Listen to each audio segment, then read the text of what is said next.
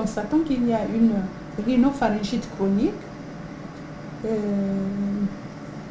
avec les amygdales qui sont très inflammées, congestives.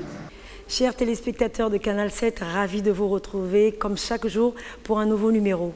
Avez-vous compris réellement le thème, notamment du jour, à travers ces images? Ce n'est pas une devinette.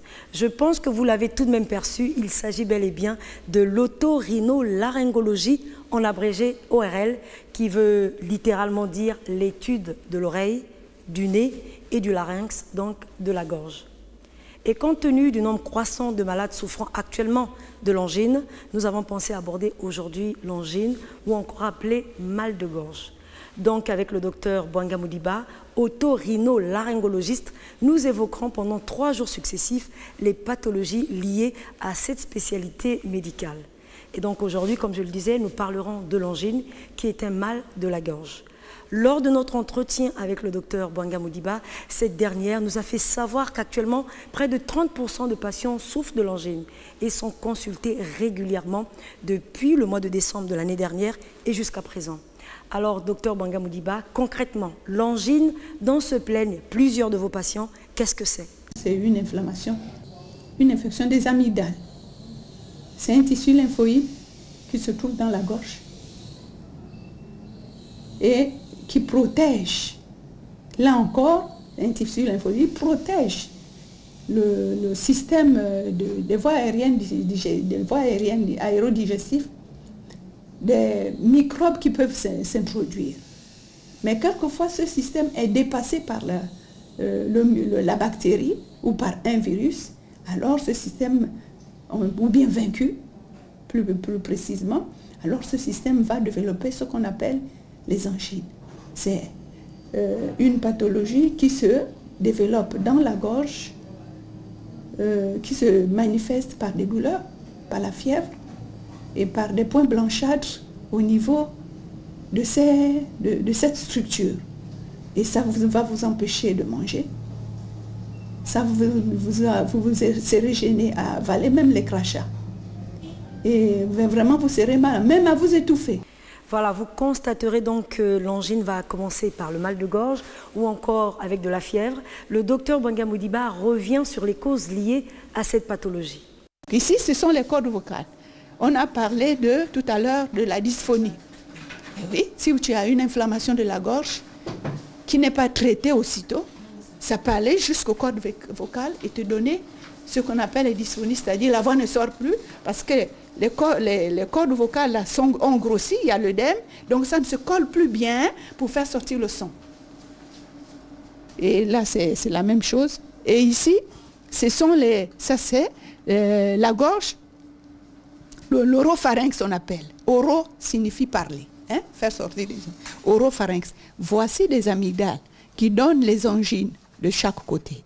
Donc ce système-là est là pour veiller sur le bon fonctionnement, pour arrêter aussi tout ce qui est bactérie ou bien viral. Donc ce tissu-là, c'est un tissu lymphoïde. Et c'est à partir de ce tissu que le microbe est détecté et le tissu commence à former des anticorps.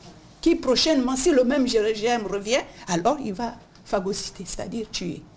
Mais quelquefois, ce système est dépassé et alors ça commence à donner des angines, par exemple, dépassé par ce qu'on mange, dépassé par les infections qui ne sont pas soignées.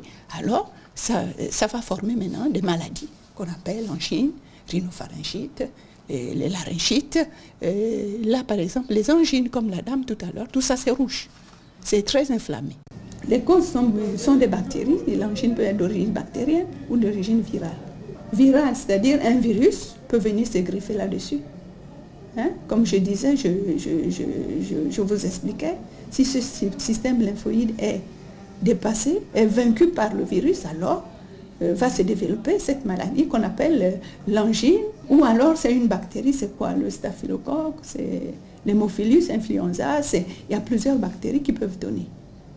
Si nous laissons évoluer la situation, ben, la bactérie va non seulement affecter les amygdales, linguales ou palatines, ça va, ou bien les amygdales pharyngées, mais la bactérie peut continuer à évoluer vers l'intérieur et aller entraîner l'inflammation et affecter les cordes vocales. Voilà, le docteur Bouanga Moudiba a été très précise. Vous l'avez entendu et compris, j'espère. L'angine touche aussi bien les enfants que les adultes et elle est d'origine infectieuse et bactérienne. Et comme elle l'a souligné, si on la laisse évoluer, elle peut entraîner des effets assez gênants qui peuvent se manifester par la phonie, comme vous l'avez entendu. Pour mieux comprendre justement la rougeole, vous perdez donc la voix. Ne laissez surtout pas que l'angine arrive à ce stade avancé pour éviter toutefois les complications. Des traitements existent pour votre mal de gorge et le docteur Moudiba nous le rassure et nous la retrouvons. Les traitements, selon l'origine de la bactérie, on va mettre le patient sous antibiotiques, anti-inflammatoires et antalgiques. Maintenant, s'il y a un problème de dysphonie, eh bien, on peut mettre les colitoires selon la prescription de chaque médecin. Voilà, l'angine ou mal de gorge peut toucher tout le monde. Elle est très douloureuse, elle peut entraîner des complications si vous ne la traitez pas aussitôt. Dès la moindre douleur, allez voir un médecin. Surtout, pas d'automédication. Demain, nous reviendrons avec le docteur Bouanga Moudiba pour parler cette fois-ci du bouchon de cérumen, toujours lié à l'ORL. Au revoir et à demain.